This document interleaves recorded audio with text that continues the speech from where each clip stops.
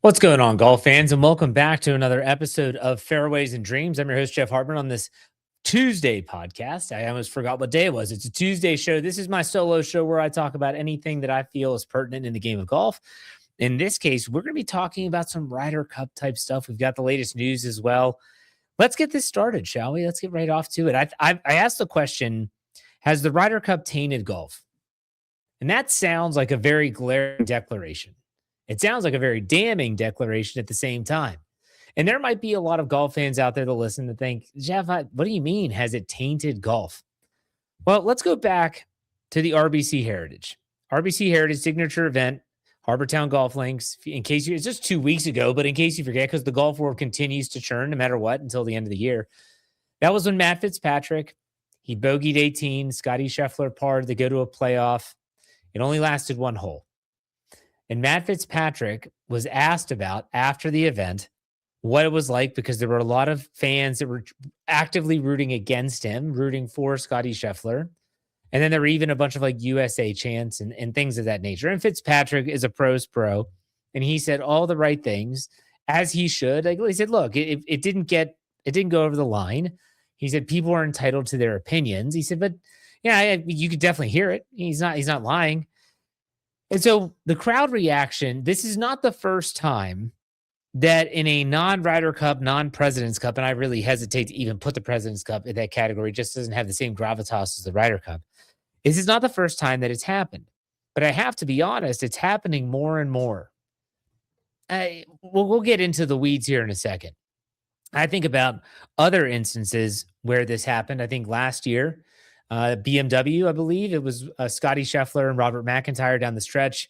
I remember Scotty chipped in for, I think it was Eagle. Robert McIntyre ends up losing the lead. And there was a lot of that. And McIntyre was kind of giving it back to the crowd. And it all led up to Bethpage Black. It all led up to the Ryder Cup last year. And I talked about it after that event. And I'll continue to talk about it. It got ugly. It got ugly. It got ugly in so many ways. I don't even want to bring up and dig up those bones. But if you paid attention, you know about it. You know what I'm talking about. You know about the people that were saying some things that definitely crossed the line. And I honestly feel like, in my personal opinion, that Bethpage Black in the Ryder Cup there was just the boiling point. Anyone that's ever boiled water, you put the water in the pot, you put the pot on the stove, you turn it on, it takes a while. And then you start seeing some bubbles, and then it bubbles some more. And now all of a sudden we're boiling, and it is boiling over, so to speak. I think back to previous Ryder Cups. I think back to, whether you want to go back to Hatgate, which was interesting. The last time it was over in European soil, the Ryder Cup, a lot of, even go back to after after Rory McIlroy and the European team won in Paris. They were, and it wasn't in Paris. The last time they were over on European soil, and the U.S. team lost, and Rory McIlroy stood up there and said, "We're going to be doing the same thing in 2 years after Bethpage." Like, these comments fuel the fire.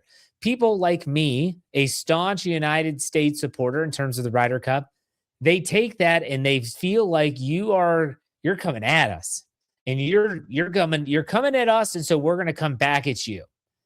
And so when you talk about next year's 2027's Ryder Cup, which is over on European soil once again, I'm sure that crowd is going to be raucous. Will it turn ugly? I don't know. But I do know that there is a heated rivalry between US and Europe, Ryder Cup foes.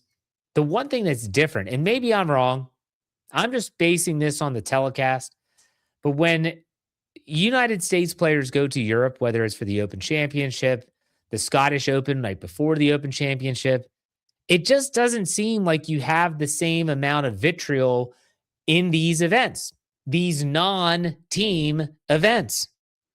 It's been brewing, I feel like, for a really long time.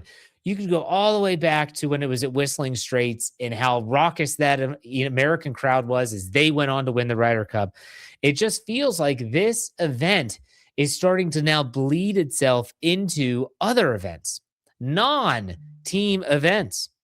And so I think back to the RBC Heritage, and I just don't understand it, because I am a proud supporter of the United States of America's golf, whatever. So President's Cup, Ryder Cup. You want to talk about the Walker Cup team, which is the younger players, all of it. I'm a huge supporter of the U.S. Love it. I love the Ryder Cup. But what I don't love is how it's, again, bleeding into other events. Because while I am a huge, proud supporter of the United States golf, I also want to see great golf. I want to see players going out there and just putting it all out there. Just think, man, what a golf shot. Let's go back. Let's go back to the RBC Heritage playoff. 18. Scotty Scheffler hits a drive in the fairway. Matt Fitzpatrick hits a drive in the fairway. Now, you have to remember if anyone stayed for that length of time, they are around that hole.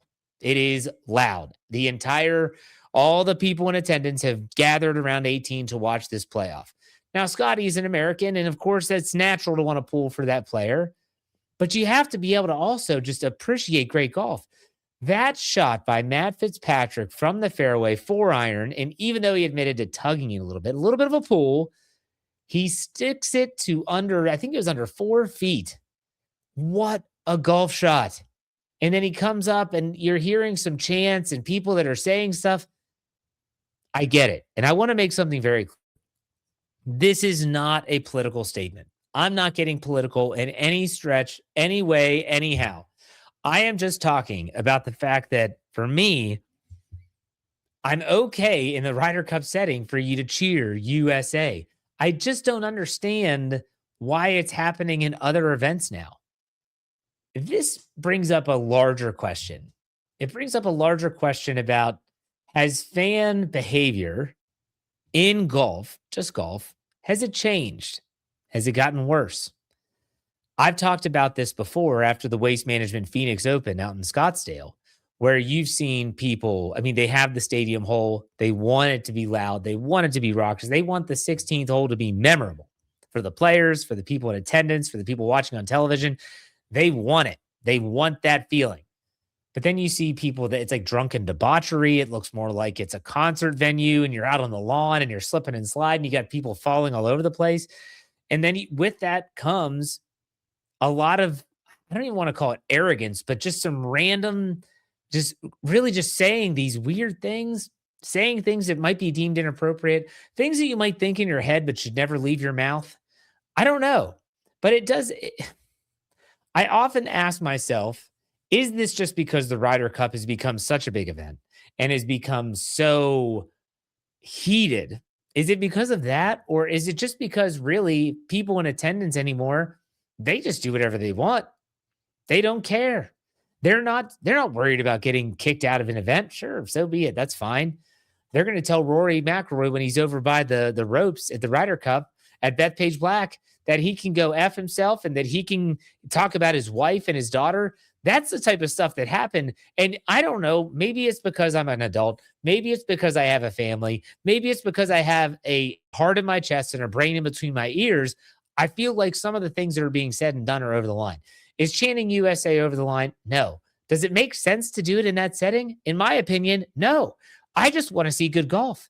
That was a hell of a golf shot by Matt Fitzpatrick. Now, when Matt Fitzpatrick is playing in the Ryder Cup for Team Europe, I'm going to root against him. But when Matt Fitzpatrick is playing in Scotty Scheffler, I might be pulling for Scotty because he's probably my favorite golfer on tour right now. But I'm also not going to root against someone else. I hope that makes sense. I hope that you listening or watching this are like, yeah, he kind of brings up a valid point. I just don't understand the USA chants and being anti that player just because they were born in a different country. You can root for Scotty. Yeah, go Scotty. Like that is 100% okay. But to say things against the other golfer, I don't understand that. I don't understand that at all. And I know Scotty Scheffler spoke out about it and saying that he hears it. He doesn't agree with it, but he can't control what they do. He's very stoic about it. Ultimately, I look at this and just to kind of put a bow on everything, it just feels like that hatred and that angst and that vitriol from the Ryder Cup has just slowly bled into regular and now signature events. Is it going to go into majors now next? Of course, that's not going to happen at the Masters. The Masters is a unique beast. They are going to have things buttoned up there. They're not going to, if someone's screaming stuff outside of like mashed potatoes after a drive, you're probably going to be escorted off the premise. But is it at Shinnecock? Is that going to happen? US Open? Is it going to happen in May at the PGA Championship? I don't know. Because I've never been to a European event. I've never been to the Scottish Open. I've never been to the Open Championship. But you hear those European golfer fans that are very vocal. They do their chants, their cheers, but it's always in support of the players they root for. It's rarely ever against the other team. And even when it seemed like, and I could be wrong, I wasn't at Bethpage Black, but on Sunday, going into Sunday, when it just seemed like it was a foregone conclusion that Team Europe was going to win, it just felt like even then the Europeans weren't coming after the U.S. golfers. They were just supporting the European team. Maybe this is just a U.S. golf fan thing. I don't know.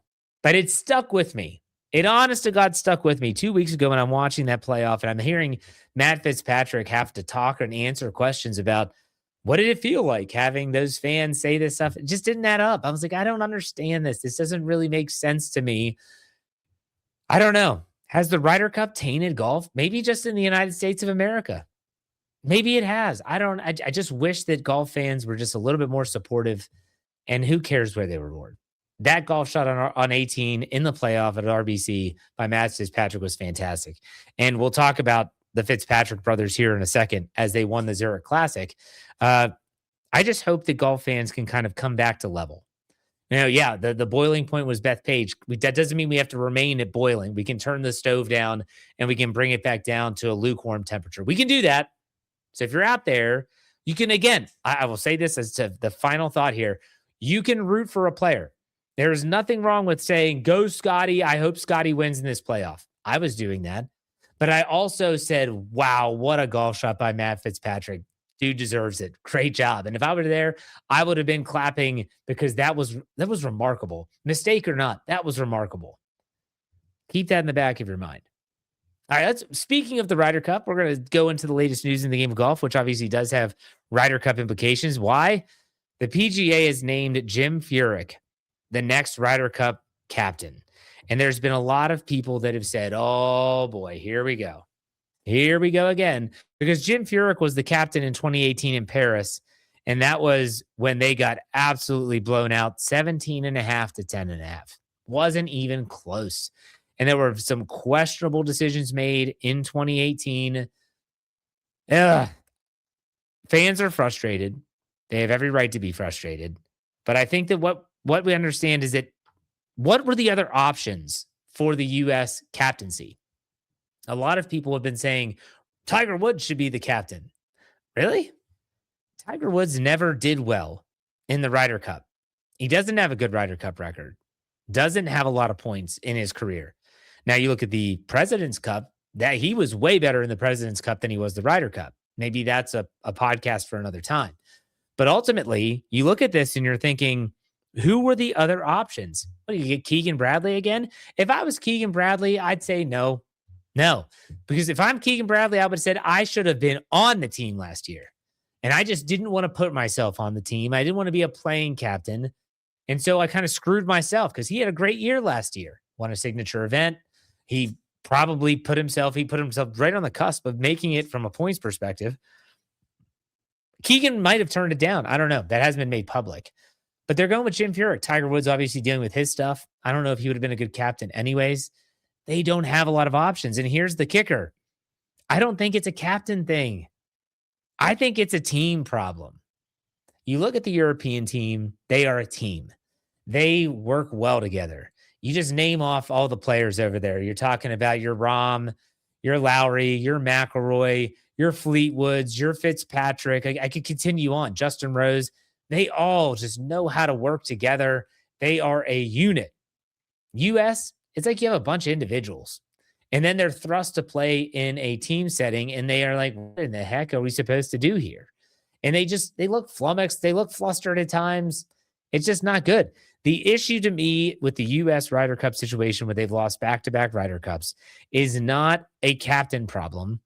It is a team problem. Now, do captains have to make decisions? Yes. Will those decisions always be scrutinized? Yes. Will they be scrutinized even further if they lose? Absolutely. But at the same time, in my personal opinion, Jim Furyk takes the job. I don't know how many people wanted the job. I'm seriously trying to think about who could be a better President's Cup selection other than Jim Furyk. I mean, the upcoming President's Cup this year is going to be Brent Snedeker. Is this where we're going? Now, personally, I think someone who would be a great president or Ryder Cup captain, but it would never do it and they'd never select him, would be Phil Mickelson. I think Phil would be great. Phil would be great. But at the same time, he's not coming back, and the PGA would never even offer it to him, and they'd never give him that opportunity. So it is neither here nor there. So we'll keep tabs. And Luke Donald is going to be the captain of the European team for the third straight Ryder Cup, going for 3 straight Ryder Cup wins, which would be absolutely remarkable. Now let's go to the Zurich Classic. In case you forget, the Zurich Classic was last week at the TPC Louisiana. Remember, it's a team event, so there's partners. Rounds 1 through 3, 1 and 3 are 4 balls, so it's best ball. And rounds 2 and 4 are alternating shot. And it was interesting. I'll talk about my plays and how we did or didn't do. I did have some wins. Don't forget that. I did have some wins. But this is a tough tournament to predict because you have to think about, you have to weigh like who plays well together, who is a tandem that can really feed off of one another and put together the necessary shots to win. People were going ridiculously low in this tournament, and it was the Fitzpatricks that actually got it done. Matt and Alex Fitzpatrick, they birdied 18. It was a 3-way tie at 30 under par. And what you had was the second shot by Alex put them in the greenside bunker on the par 5 18th. And that bunker shot by Matt Fitzpatrick. I mean, you can say all you want about how there were a bunch of shots throughout the course of 4 days that could swing this one way or the other, but it comes down to who makes the shot in the clutch moments. And you can't say it wasn't Matt Fitzpatrick. Matt Fitzpatrick, absolutely beautiful bunker shot. I mean, gorgeous. Clips it perfectly, nuzzles it up there to 14 inches. And what happens? His brother Alex goes up, taps in for the birdie and the victory. Now, why does this matter? Well, it matters for a lot of reasons. It matters because now it's another win for someone like Matt Fitzpatrick, obviously, but it's also counted as a win for his brother Alex. Now, when you think about that, that's a PGA Tour win. So that means that Alex is now getting he's already won on the DP World event. And when you think about these two brothers in and of themselves, think about what the year they've had, and it's only April. Matt Fitzpatrick has 3 PGA Tour wins already. Alex Fitzpatrick won his first DP World Tour event, which got him into the Zurich. Matt and Alex win the Zurich Classic, which gives Alex his PGA Tour card. And so he will have a PGA Tour card until 2028.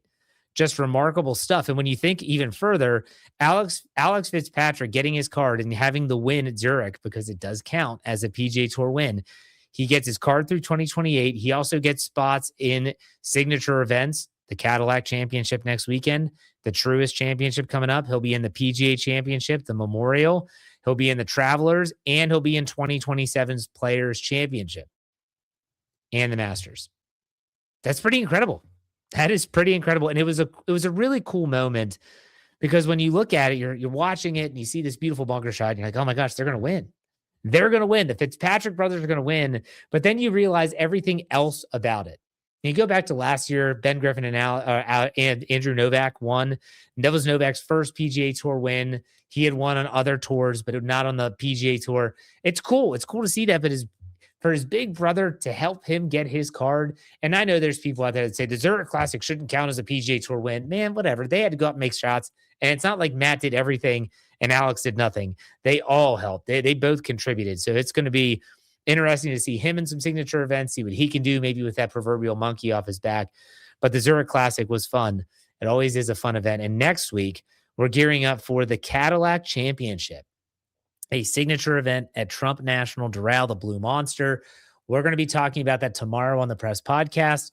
I'm going to get you geared up, get you the picks. If you haven't noticed for the picks in my recaps, I have been doing the writing side of things actually with Forbes.com. If you find me on Twitter at jhartman, HARTMAN_PIT, and on Instagram, thegolf_life, I will post those articles when they go live so that if you're someone that says, Jeff, I love your picks, you've been very successful so far. I hope you're saying that. I want to see them though.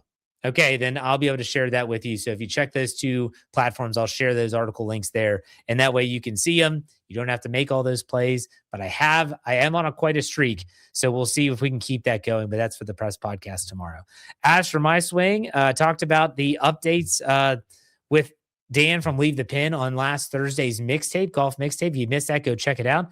But I've been very pleased. Went to the driving range this past weekend during the NFL draft, had a little bit of break, took the kids there. Really hitting the ball well. Just got to go put it out there on the course now and actually see if I can score. So we'll keep you updated for sure. But you know, he finishes out. Be safe, be kind, and God bless. Have a great rest of your week. We'll see you tomorrow. Take it easy.